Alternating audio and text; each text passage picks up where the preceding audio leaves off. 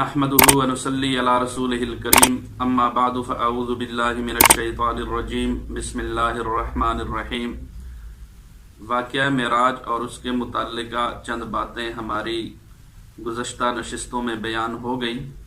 آج کی نشست میں ایک شبہ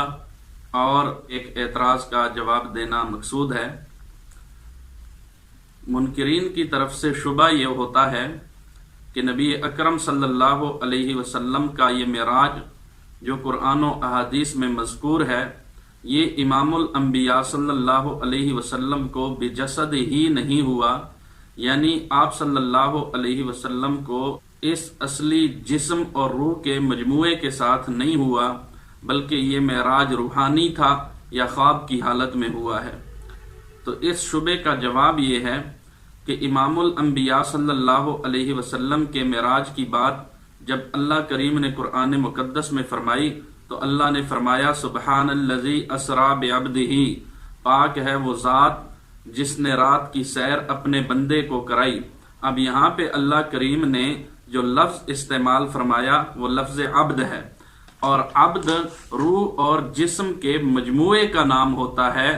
صرف روح کو عبد نہیں کہہ سکتے۔ اس سے معلوم ہوا کہ امام الانبیاء صلی اللہ علیہ وسلم کا یہ سفر محض روحانی نہیں تھا بلکہ یہ سفر جسمانی تھا۔ اس بات پہ دلیل کہ عبد روح اور جسم کے مجموعے کا نام ہے، قرآن مقدس میں ہے ارأیت الذی ینہی عبدا اذا صلی،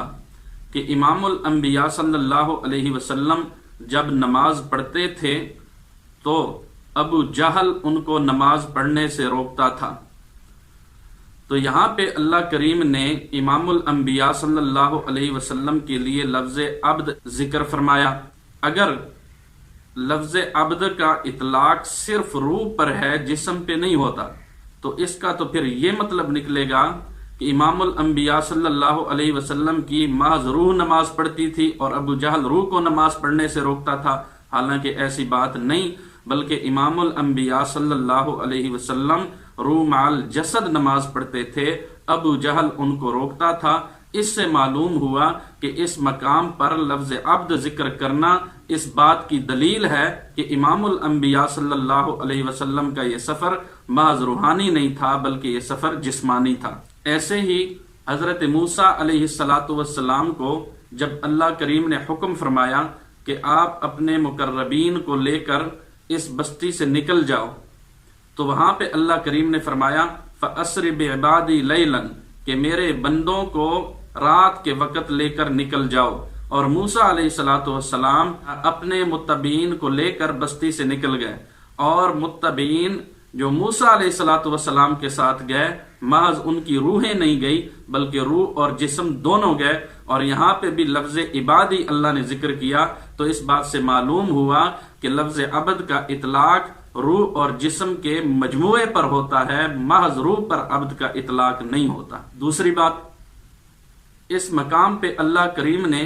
امام الانبیاء صلی اللہ علیہ وسلم کے سفر معراج کی علت یہ بیان فرمائی لِنُرِيَهُ مِنْ آیاتنا، تاکہ ہم امام الانبیاء صلی اللہ علیہ وسلم کو کچھ نشانیاں دکھائیں۔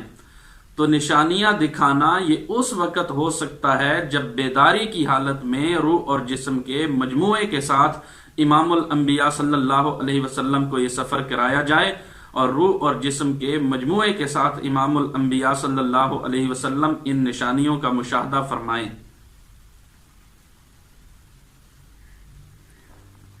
اور امام الانبیاء صلی اللہ علیہ وسلم نے جب روح اور جسم کے مجموعے کے ساتھ ان نشانیوں کا مشاہدہ فرمایا تو قرآن مقدس کہتا ہے ما زاغ البصر وما طغى، کہ امام الانبیاء صلی اللہ علیہ وسلم کی آنکھ نے دھوکہ نہیں کھایا۔ تو اس سے معلوم ہوا کہ یہ سفر آپ صلی اللہ علیہ وسلم کا جسمانی تھا، محض روحانی نہیں تھا۔ ایسے ہی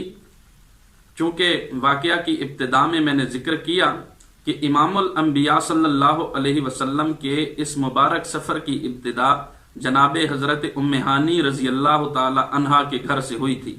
امام الانبیاء صلی اللہ علیہ وسلم جب سفر معراج پہ تشریف لے گئے تو جناب ام ہانی رضی اللہ تعالی عنہا نے آپ صلی اللہ علیہ وسلم کا بستر دیکھا تو آپ صلی اللہ علیہ وسلم بستر پہ موجود نہیں تھے، چنانچہ وہ پریشان ہو گئیں اور نقل کرتی ہیں بات رسول اللہ صلی اللہ علیہ وسلم لیلتن اسری بہ فی بیتی فقدتہ من اللیل، کہ امام الانبیاء صلی اللہ علیہ وسلم نے معراج کی رات میرے گھر میں رات گزاری تو میں نے آپ صلی اللہ علیہ وسلم کا جسم بستر سے غائب پایا۔ تو اس سے معلوم ہوا کہ امام الانبیاء صلی اللہ علیہ وسلم کا یہ سفر جسمانی تھا، محض روحانی نہیں۔